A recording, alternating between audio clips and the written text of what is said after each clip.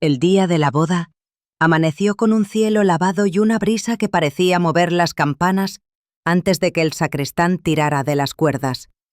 Alicia ocupó la última fila por elección y no por timidez. Llevaba un vestido azul austero, el pelo recogido con una horquilla de nácar heredada de su madre, y un tipo de calma que solo se consigue después de haber cruzado, sola, demasiados pasillos de hospital. Observó a Sofía avanzar por la nave como quien se asoma a un muelle desde el que zarpan barcos con rutas inciertas. Vio a Marcos esperarla en el altar con la serenidad del que ha aprendido a reparar cosas rotas y no se asusta del ruido. El pueblo entero parecía haber acudido a ese rito. Afuera olía a pan, a sal y a pintura fresca. Alicia pensó que quizá la felicidad era eso, un olor compartido. No lloró. Tampoco sonrió demasiado. Guardó la emoción como quien guarda una carta aún sin leer. Tras la fiesta, cuando los invitados se dispersaron por calles que la brisa estrechaba y ensanchaba a su capricho, Alicia regresó a la librería.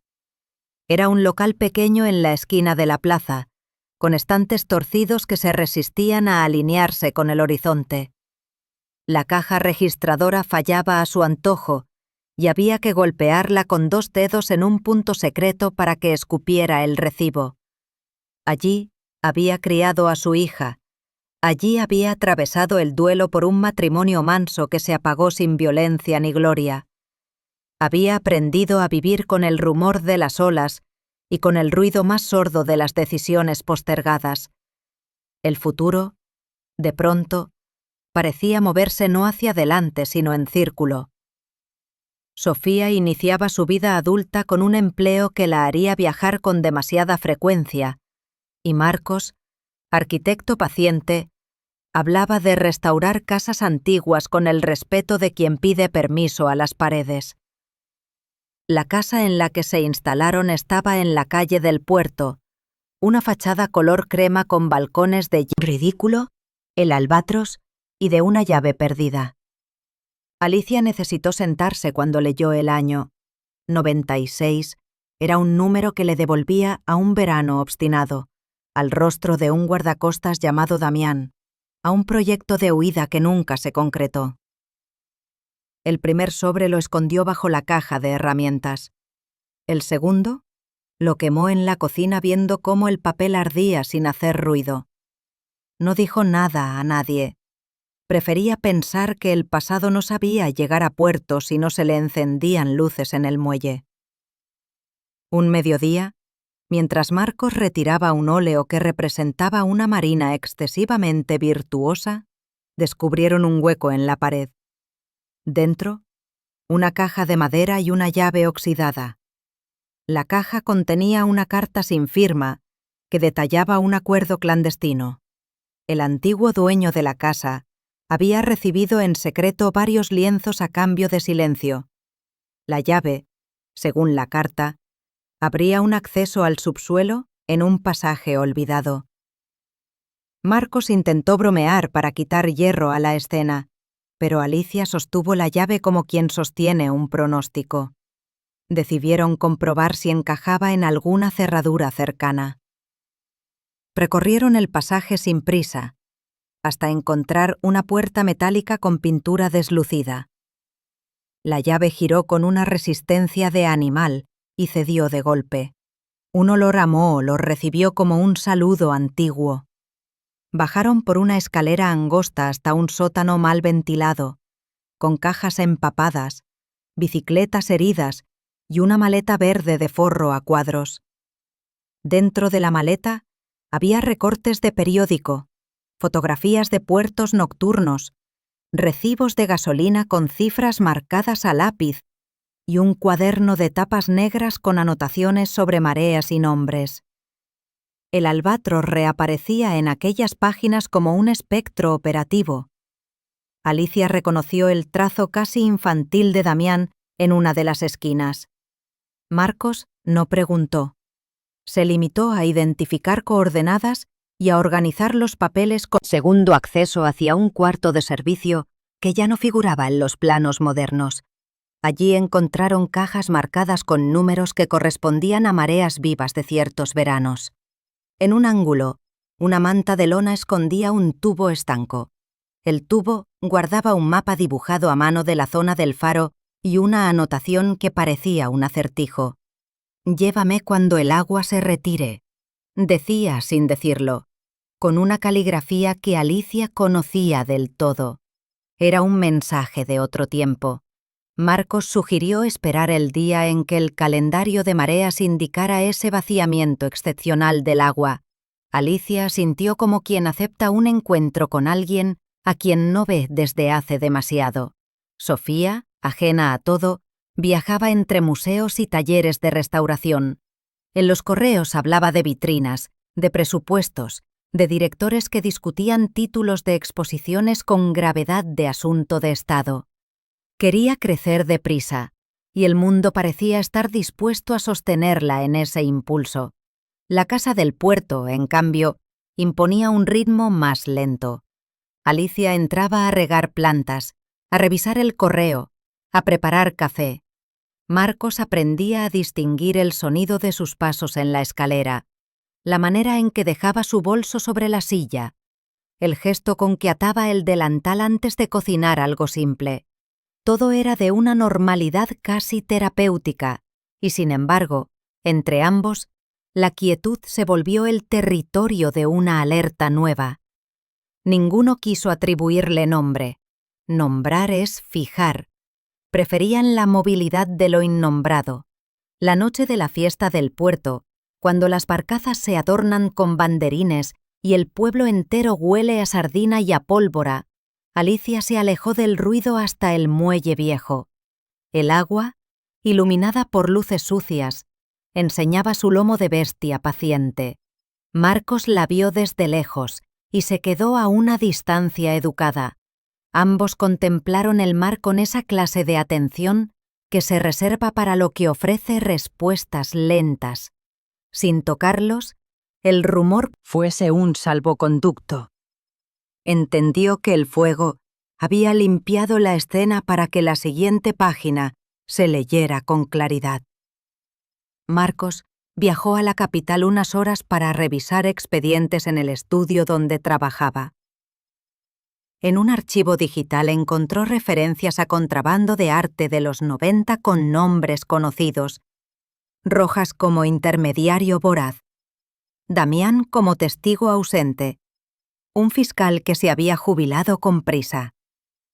Un acta al margen mencionaba una operación fallida cerca del faro y un lote de lienzos en paradero impreciso. Llevó copias.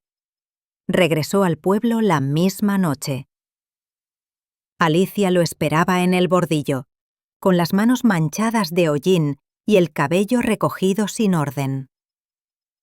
El intercambio entre ambos fue silencioso y total. Al amanecer caminaron hacia el faro con el mapa doblado bajo la chaqueta. La marea estaba en su punto más bajo desde hacía meses. El viento había barrido las nubes. El mar parecía dispuesto a colaborar. La trinchera que señalaba el mapa apareció cuando el agua se retiró con ese pudor que solo el océano conoce. Había algas como tiras de cartas escritas y un olor metálico que delataba objetos enterrados. Escarbaron con cuidado hasta tropezar con un paquete envuelto en tela encerada. Dentro, un lienzo enrollado y un sobre. El lienzo mostró, al abrirse, la luz exacta de una mañana en el puerto, con barcas pequeñas como juguetes y reflejos en el agua que parecían hilos de plata. La firma minúscula correspondía a un pintor local desaparecido sin rastro. El sobre contenía recortes que hablaban de presiones, de pagos discretos, de promesas de silencio que compraban noches enteras. Las piezas tomaron su lugar. El albatros era un nombre para cosas y personas. El mapa, un intento de redención. El pasado, más que una carga, un mecanismo que acababa de activarse. Rojas reapareció. Exhibir, en evitar precipitaciones. Alicia detectó un brillo extraño en su prudencia. Era la misma luz que vio de joven en las personas que se acercaban al dolor con guantes blancos para no mancharse. Aún así, aceptó el peritaje, porque la obra lo exigía, y porque negarse habría sido un desafío innecesario. La primera conclusión de Lidia fue desconcertante.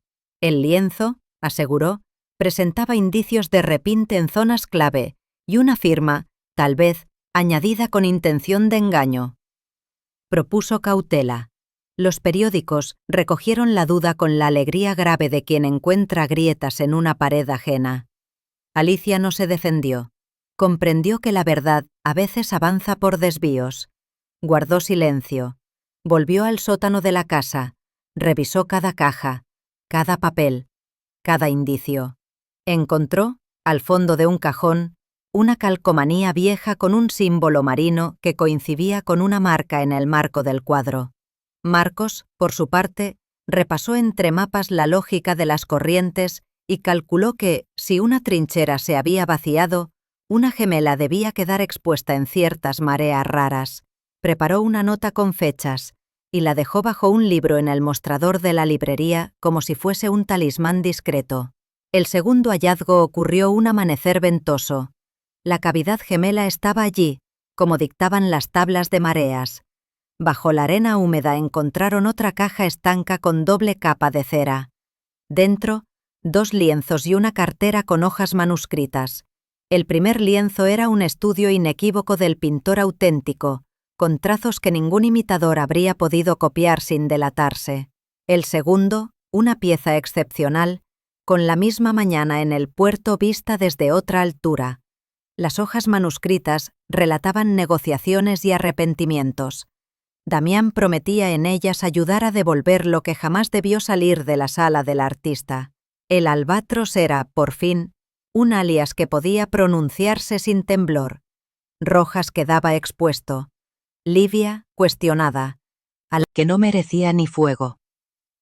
Sofía anunció por correo que su proyecto de curaduría itinerante obtenía una beca larga con residencias en varias ciudades.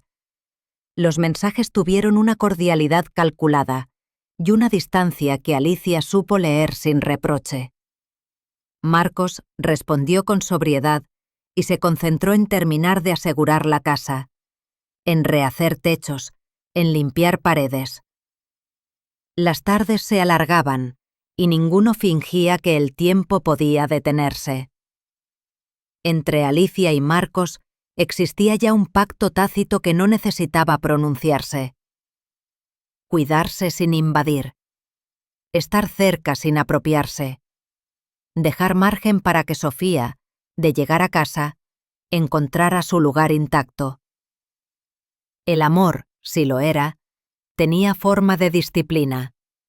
La disciplina no era castigo, era elección. La estrategia policial utilizó la réplica cuestionada para tender una trampa a compradores ilegales. Rojas aportó nombres. Un par de detenciones discretas confirmaron que la historia no había terminado. La prensa cambió de tono. El pueblo, de tema de sobremesa. Alicia, para protegerse, ajustó horarios en la librería y reabrió un club de lectura que había abandonado por falta de tiempo. En las reuniones se hablaba de novelas sobre lo que se renuncia para poder seguir viviendo. Nadie pronunciaba nombres. Marcos asistía algunos jueves, se sentaba al fondo, escuchaba más de lo que opinaba. En el gesto con que llevaba la taza a los labios había una gratitud silenciosa, como si cada sorbo contuviera un acuerdo. El invierno llegó con lluvias largas y con una noticia que desordenó el tablero. En el desván de la casa, una cuadrilla encontró una caja vieja con fotos de fiestas patronales. En una de ellas, tomada décadas atrás, se veía a la madre de Alicia ofreciendo una taza de café a un joven de perfil muy parecido al padre de Marcos. La fecha confirmaba una coincidencia anterior a cualquier historia. No había vínculo de sangre, itinerancias perfectas, y ha descubierto que la perfección tiene huecos. Visitó la librería, recorrió la casa, paseó con Marcos por el muelle. Traía consigo una propuesta sobria de separación, escrita con la honestidad de las decisiones difíciles.